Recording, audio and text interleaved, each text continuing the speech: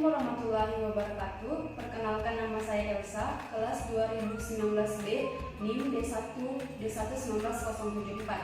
Saya mahasiswi D4 Teknologi Laboratorium Medis Universitas Megareski Makassar.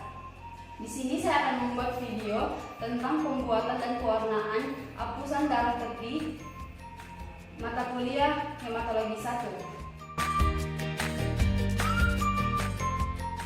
Sebelum melakukan praktikum, sebaiknya kita menggunakan APD lengkap. Adapun APD yang digunakan seperti jas lab, masker, dan handscoon.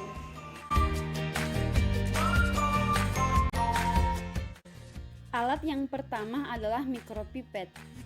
Fungsi mikropipet adalah untuk memudahkan pemindahan larutan atau cairan dalam volume yang sangat kecil. Selanjutnya adalah timer. Timer laboratorium berfungsi sebagai penanda waktu apakah sebuah reaksi telah berjalan sempurna, serta juga dapat digunakan sebagai penanda pada instrumen yang telah selesai dalam analisis.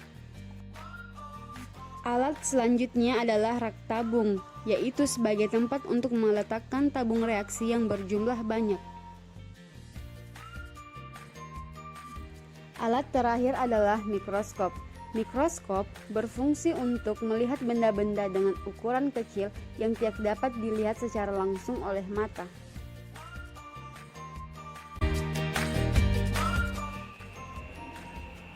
Homogenkan sampel darah,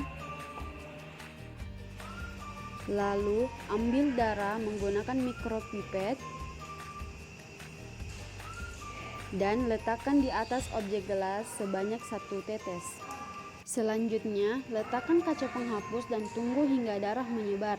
Doronglah kaca penghapus sehingga membentuk apusan darah sepanjang 2-3 cm.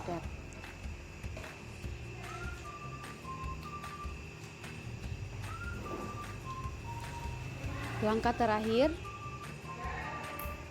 amati di bawah mikroskop.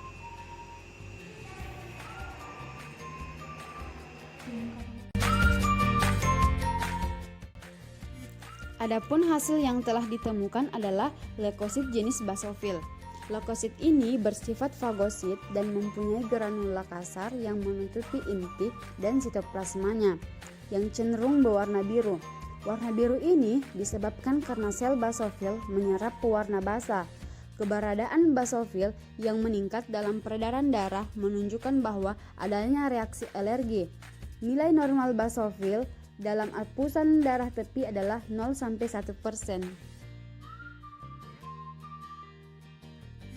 Jenis leukosit yang kedua adalah limfosit. Limfosit ini hampir menyerupai monosit, hanya ukuran lebar sitoplasma limfosit lebih kecil dibanding dengan monosit. Selain itu, limfosit berinti satu dan berfungsi untuk kekebalan. Limfosit membentuk 25% dari seluruh jumlah sel darah putih. Sel ini dibentuk di dalam kelenjar limfa dan dalam sumsum tulang. Nilai normal limfosit dalam apusan darah tepi adalah 20-40%. Jenis leukosit yang ketiga adalah eosinofil. Eosinofil bersifat fagosit dan cenderung berwarna merah. Sel eosinofil hanya sedikit dijumpai pada sel darah putih. Sel ini menyerap pewarna yang bersifat asam atau eosin dan kelihatan merah. Mempunyai sepasang inti yang berbentuk ginjal atau kacang merah. Peningkatan leukosit dalam darah menunjukkan adanya reaksi alergi seperti asma dan demam. Dapat pula sebagai indikasi infeksi parasit dalam tubuh.